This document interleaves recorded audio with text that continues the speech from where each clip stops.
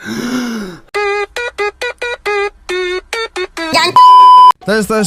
Halo. Halo semuanya, balik lagi bersama saya Emon di Sound Smoker. Salah, ya ampun. Dayat Emon. Saya Dayat. Saya Emon. Jadi kali ini kita akan membahas sebuah film yang berjudul The Room. Jadi film ini mengisahkan tentang sesuatu ruang rahasia yang dapat mengabulkan setiap permintaan. Dan kira-kira kalau kalian punya ruangan seperti itu, apa yang akan kalian lakukan? Tempe. Jadi kita simak saja, langsung tarik Yat. Come on tuh. Selebeu. Di awal film kita akan berjumpa dengan sepasang kekasih yang bernama Matt, yang merupakan seorang pelukis, dan istrinya Kate yang berprofesi sebagai penulis. Sepasang kekasih ini baru saja pindah ke rumah barunya, dan tampak bagaimana keasyikan mereka saat beres-beres barang-barang di sana. Canda tawa pun tak pernah lepas dari wajah mereka. Tanpa disengaja, Matt menemukan sebuah ruang rahasia di rumah tersebut. Dan ketika ia masuk, tiba-tiba listrik mengalami lonjakan tegangan. Ia pun langsung memanggil Mas Sugeng, petugas PLN Selatan Angkringan. Saat Mas Sugeng datang, ia langsung memeriksa kondisi listrik di sana. Dan betapa terkejutnya mereka setelah menemukan rangkaian listrik seperti mesin yang sangat tua. Mas Sugeng yang merasa tidak sanggup memilih untuk pulang dan main gaple di angkringan. Mas Sugeng pun memberitahu bahwa dulu pernah ada kasus pembunuhan di rumah tersebut. Seorang anak yang membunuh kedua orang tuanya. Matt yang mendapat info itu tanpa pikir panjang langsung mencarinya di internet. Dan benar saja, yang disampaikan Mas Sugeng, anak itu bernama John Doe dan saat ini telah dirawat di rumah sakit jiwa. Dan malamnya pun telah tiba. Matt sedang galau mengisi waktunya dengan melukis wajah John Doe. Namun ia yang tak kunjung merasa tenang pergi ke ruang rahasia tersebut untuk bersantai sembari minum ciu oleh-oleh Mas Sugeng. Dalam sekejap minumannya habis seketika. Ia yang mulai teler pun meminta sebotol lagi dan tiba-tiba lampunya mati. Dan betapa terkejutnya ia ketika di depannya ada sebotol ciu sesuai permintaannya. Pagi pun menjelang. Kini gantian Kate yang terkejut setelah ia melihat ruang rahasia penuh dengan lukisan-lukisan seniman ternama. Ternyata ini semua adalah permintaan Matt. Matt lalu menyuruh Kate untuk membuat permohonan. Ia dengan ragu meminta $1.000 dan uang itu muncul di belakang lukisan. Kate yang berpikir ini hanyalah ulah Matt lalu meminta uang $1 juta. Dan uang kali ini langsung muncul di depan matanya. Kate bukannya bahagia tapi merasa sangat takut, gundah, gelisah, gulana. Matt berusaha untuk menenangkannya dan menyarankan agar menikmati anugerah tersebut. Mereka pun akhirnya benar-benar memanfaatkan ruang rahasia ini. Semua barang mewah dan uang melimpah selalu mereka dapatkan. Waktu terus berlalu dan mereka habiskan untuk bersenang-senang, mengabulkan segala keinginan duniawi yang tidak pernah mereka capai sebelumnya. Termasuk servis Maerot agar rudal Matt dapat menancap dengan kokoh dan lama dalam serabi lempit.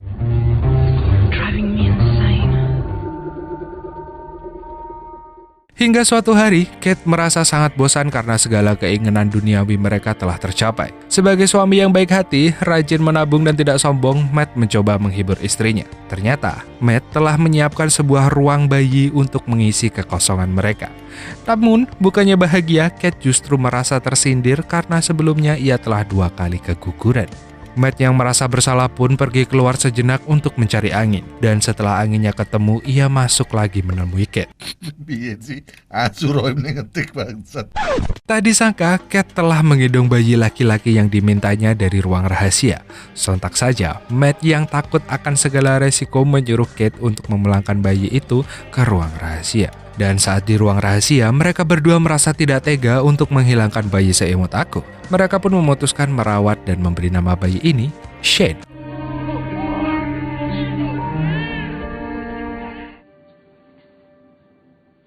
Matt yang semakin hari semakin takut, khawatir, penasaran sekaligus senang memutuskan untuk menemui John Doe. Ia mengaku sebagai wartawan agar dapat berpinjang dengan John Doe di rumah sakit jiwa. Ternyata John Doe sangat mengetahui tentang ruang rahasia tersebut, tapi ia tidak memberikan informasi yang lebih mendetail. Ia hanya menyarankan pada Matt untuk segera meninggalkan rumah tersebut. Dengan rasa kecewa, Matt pun bergegas pulang. Dalam perjalanannya, ia mampir ke SPBU untuk membeli bensin. Dan saat akan membayar, uang yang telah ia bawa berubah menjadi debu. Ia pun tampak sangat kebingungan. Dan sesampainya di rumah, ia mencoba menghamburkan uangnya dari jendela. Dan dalam seketika, uang itu berubah menjadi debu juga. Begitu juga saat lukisan Van Gogh diletakkan setengah di luar dan dalam. Setengah yang di luar dengan cepatnya menua dan menjadi debu. Dan di saat yang sama, Kate akan keluar menjemur Shane. Matt sudah melarang, tapi karena cewek selalu benar, ia tetap keluar. Dan benar saja, dalam seketika, Kate pun berteriak histeris. Matt pun langsung keluar membawa Shane masuk, tapi bukan Shane bayi, tapi Shane yang menua dengan begitu cepat, hingga kini berusia 10 tahun. Hari-hari terus berlalu. Dengan ikhlas dan sabar, Kate merawat Shane dan mengajarinya berbagai hal. Sementara Matt masih merasa takut dengan kehadiran Shane. Beberapa kali, Shane pernah mencoba untuk keluar, tapi Kate melarangnya dengan alasan ia telah meramal corona akan segera datang menyerang. Hingga suatu malam, Shane yang telah tahu tentang ruang rahasia secara diam-diam masuk ke ruangan tersebut. Dan pagi menjelang, Kate dan Matt dibuat kebingungan karena Shane tidak ada di sana. Mereka pun langsung masuk ke ruang rahasia dan ternyata Shane ada di sana dan ia mengubah ruang itu menjadi hutan tropis dengan boneka salju. Matt dengan keras langsung mengeluarkan Shane dari ruang itu. Ia takut apabila Shane meminta hal berbahaya seperti naga, meskipun mereka bisa mendapatkan penghasilan tambahan dari kerjasama dengan Indosiar. Dan di saat sedang berdebat, tiba-tiba John Doe pun menelpon. Ia memberitahu pada Matt tentang fakta yang sesungguhnya bahwa ia adalah anak seperti Shane. Dan agar ia bisa hidup di luar, syaratnya si pemohon permintaan harus mati. Jadi yang dulu terjadi pada orang tua John Doe adalah mati demi dia. Kate yang mendengar itu langsung pergi menggunakan mobil dan berniat untuk bunuh diri. Berkali-kali Matt menelpon tapi ia tidak mendapatkan respon. Tapi ia yang masih kuat iman akhirnya memilih untuk kembali pulang. Sementara itu, Shane yang juga mendengar telepon tadi bertanya pada Matt. Matt pun dengan jujur menjelaskan pada Shane secara terperinci. Ia lalu mendongengkan Shane hingga tertidur agar merasa tenang. Kate pun sudah pulang.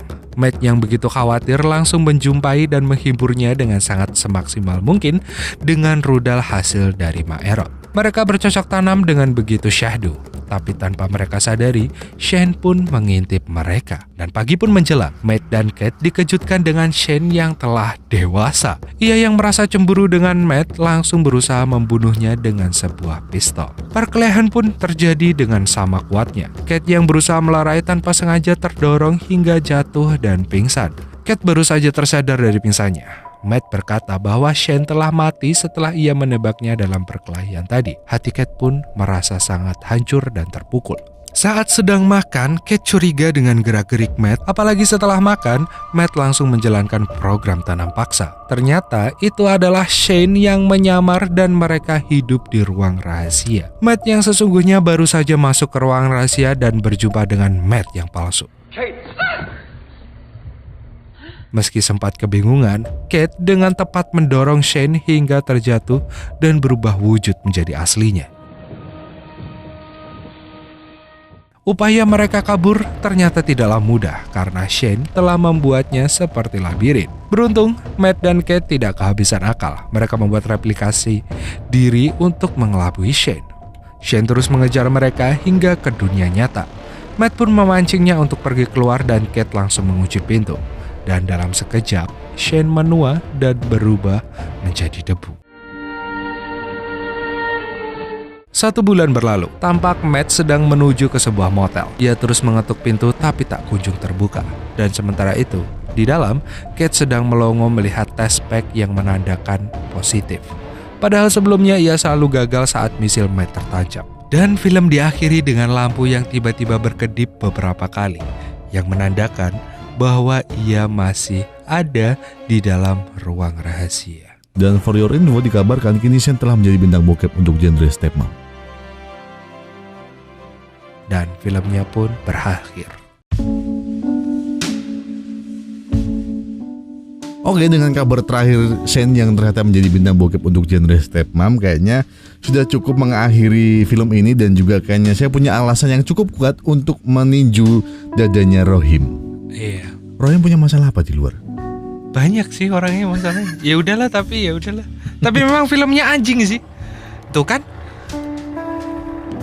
Ya udahlah karena filmnya mending emot pamit dan Tapi buat kalian yang udah nonton film ini dan kayaknya ngerti, coba dong dijelasin di kolom komentar. Maksudnya agak bingung, berarti ini anaknya Shane atau anaknya Matt? Itu dia. Kita agak kehilangan arah di tengah film.